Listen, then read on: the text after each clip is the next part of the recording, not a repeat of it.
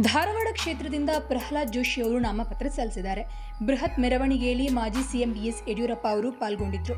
ಈ ವೇಳೆ ಯಡಿಯೂರಪ್ಪ ಅವರು ಶ್ರೀ ದಿಂಗಾಲೇಶ್ವರ ಸ್ವಾಮೀಜಿ ಪಕ್ಷೇತರ ಸ್ಪರ್ಧೆ ಕುರಿತು ಮಾತನಾಡಿದ್ದು, ಧಾರವಾಡ ಮತಕ್ಷೇತ್ರದಲ್ಲಿ ಜನರು ಪ್ರಹ್ಲಾದ್ ಜೋಶಿ ಅವರ ಪರವಾಗಿದ್ದಾರೆ.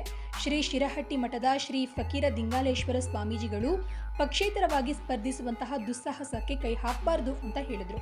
ಧಾರವಾಡ ಮತಕ್ಷೇತ್ರದಲ್ಲಿ ಮತದಾರರು ಬಿಜೆಪಿಯ ಪರವಾಗಿದ್ದಾರೆ.